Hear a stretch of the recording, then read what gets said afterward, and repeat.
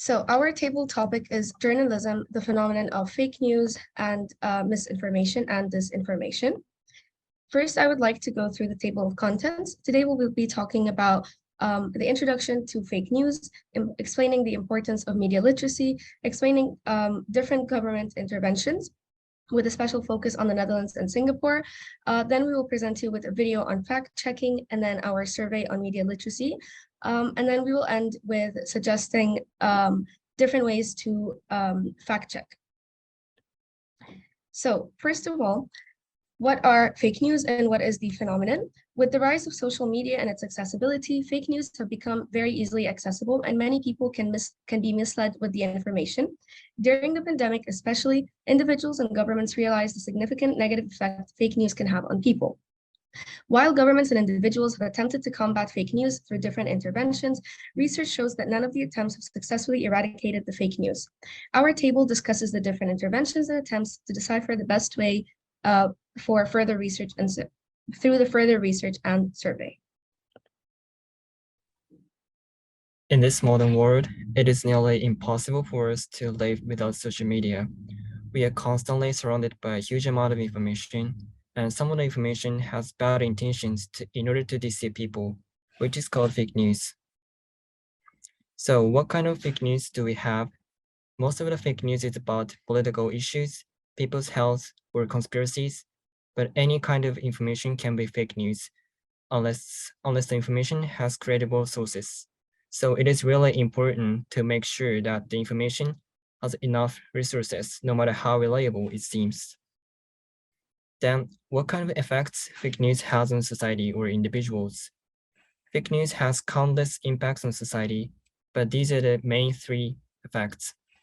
First, people have difficulty in distinguishing true information from fake news. And second, there might be unnecessary conflicts due to the fake news. And finally, people might be manipulated as those who have bad intentions want to.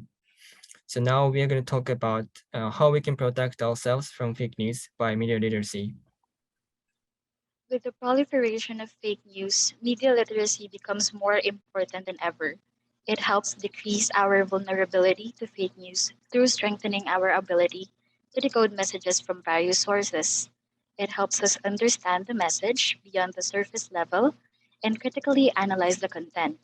It makes us assess the impact and influence of the messages on our society. With that, we also become responsible in utilizing media platforms through avoiding acts that will be harmful to others and instead spread factual, ethical, insightful, and critical content.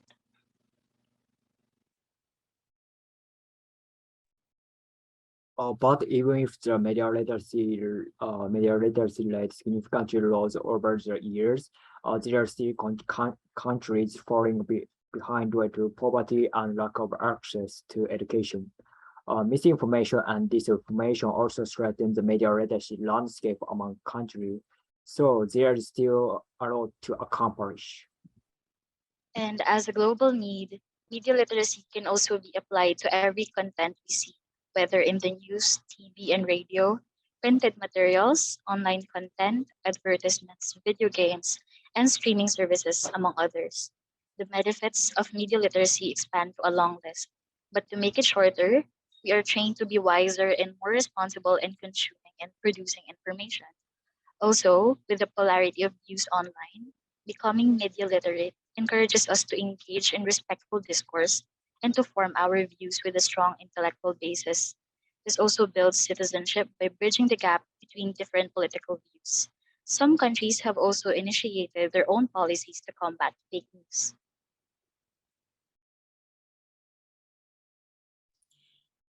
It's irrefutable that the proliferation of fake news urged the government to perform interventions in order to combat fake news in the respective countries. Among many countries in the world, there are a few common interventions that have been carried out. First, a number of countries arranged legislation related to fake news as the best approach to counter fake news. Consequences for fake news creators or disseminators will range from banning them from their platforms, fines, and even jail times. And a lot of governments are also branching to other interventions as well. The first one, namely providing mechanisms for fake news detection, which normally include a verification system through websites, hotlines, and etc. This way, the public can easily access verification and disprove fake news if they encounter one, and therefore also educate people to cope with hoax and unfounded rumors. And therefore, since a lot of fake news are roaming in social media, and because governments alone would be insufficient to combat them, some governments have collaborated with social media companies to make sure that fake news does not disseminate easily. The mechanism will include manual verification, machine learning algorithm, and reporting system. And last but not least, some governments are integrating media literacy education into the formal education curriculum.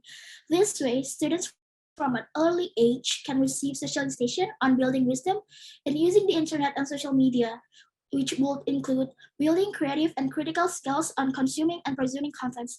And thus, we will therefore try to observe the effectiveness of this particular solution by taking the Netherlands and Singapore as case studies.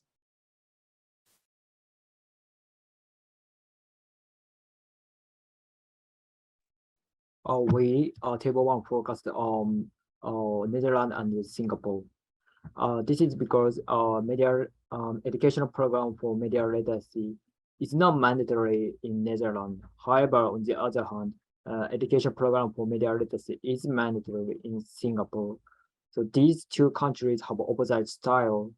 So therefore, the suitable for comparison as research countries. And we conducted a survey.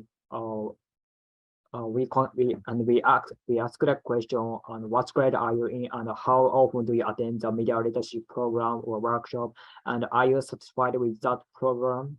Like through this survey, we confirmed how effective the media literacy program is. And next speaker JL will show a short video. All right, thank you, Takaya.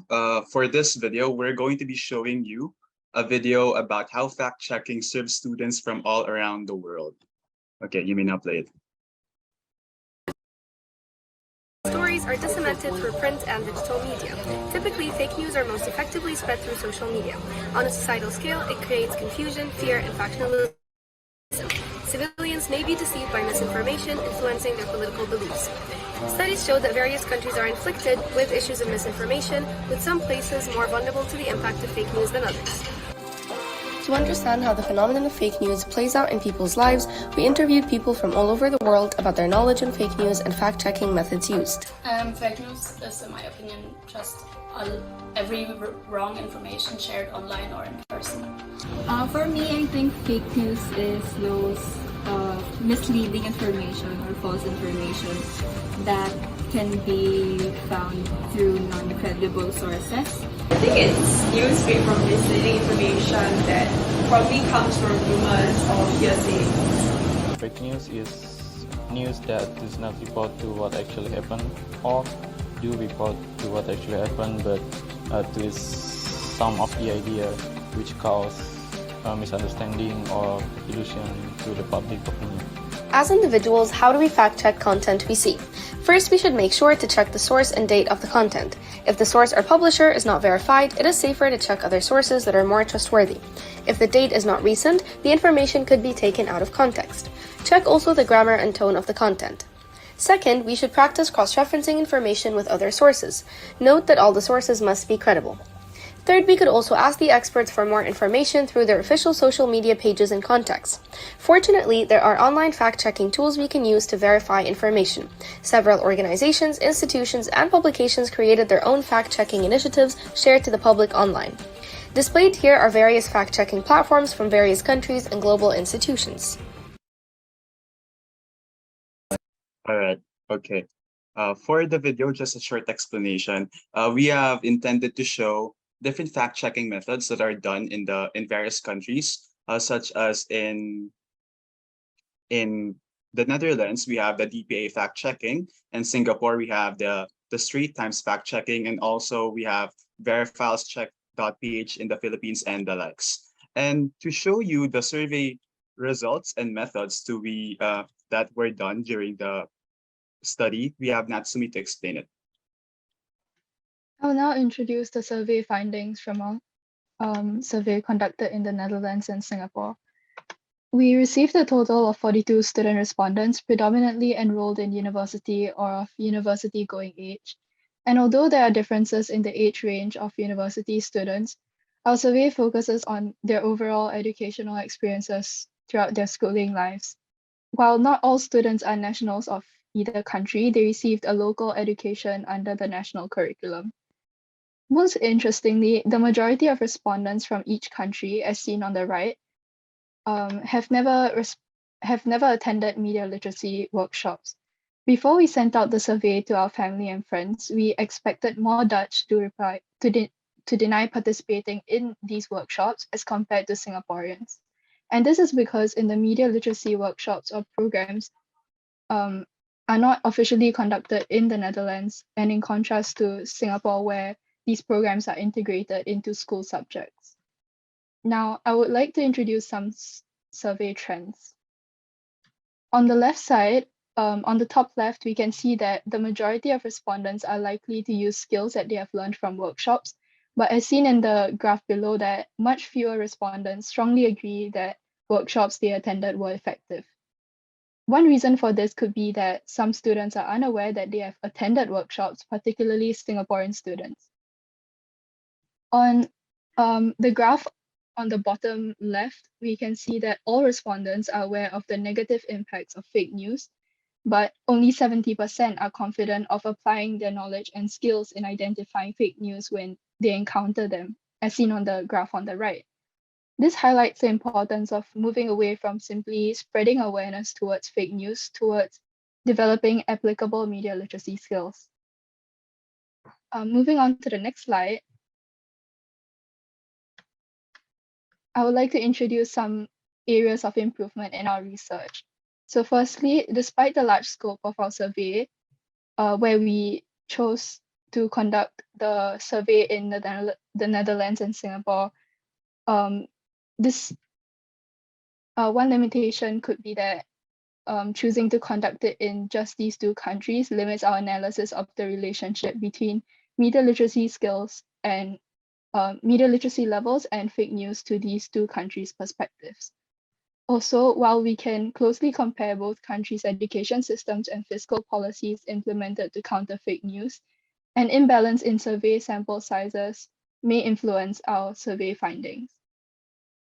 Both the Netherlands and Singapore have high levels of media literacy, and to better understand the gaps that need to be filled in media literacy education, we could also have conducted the survey in a country with low media literacy. Nonetheless, this survey illustrates the different ways of understanding towards media literacy and fake news among Dutch and Singaporean students. And this is crucial in our understanding of the topic and highlights the importance of media literacy education in equipping students with relevant skills in preparation for our increasingly interconnected world. Now I'll pass the time on to Yoko. Yes, next suggestion. So I like to say some sort of recap from my video.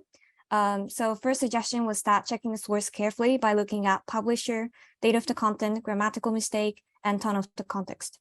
Second suggestion was that comparing with other sources and check the credibility.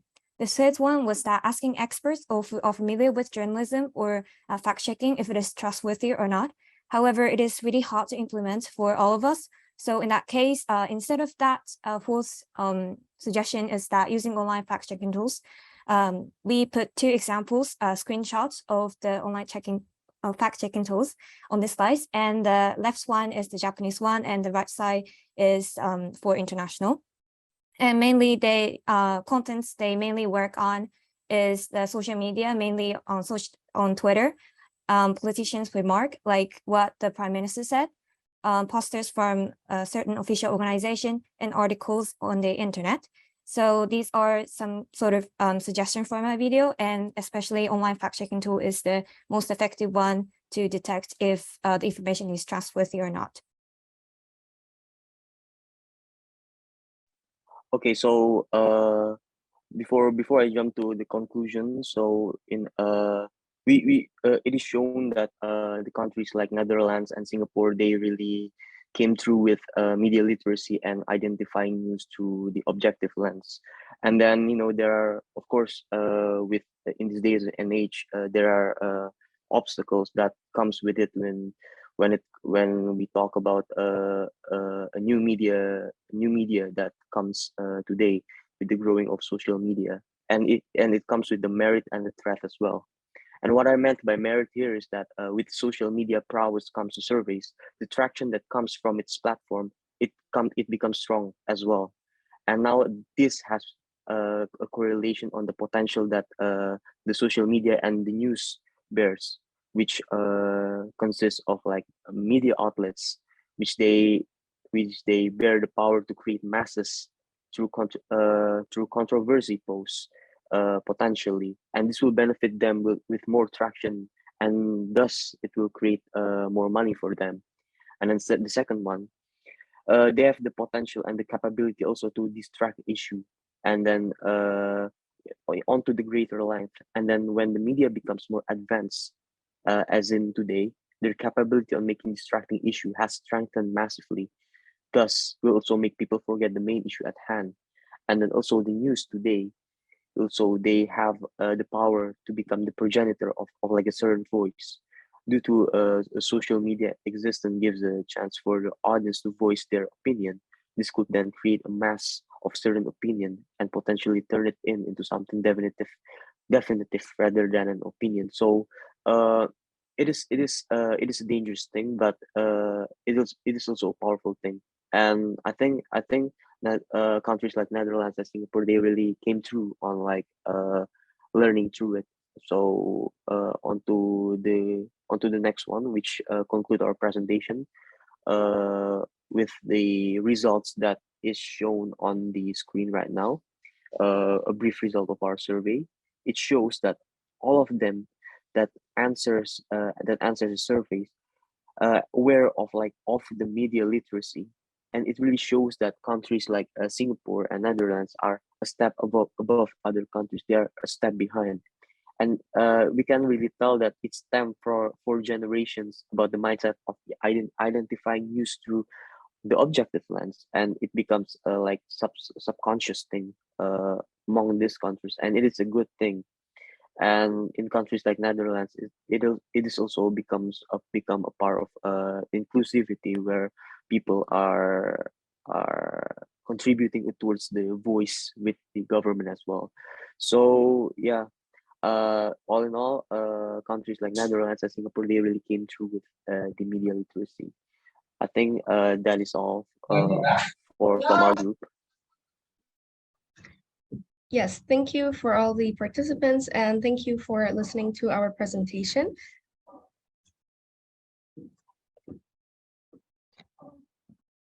Thank you very much, Table 1, for your presentation.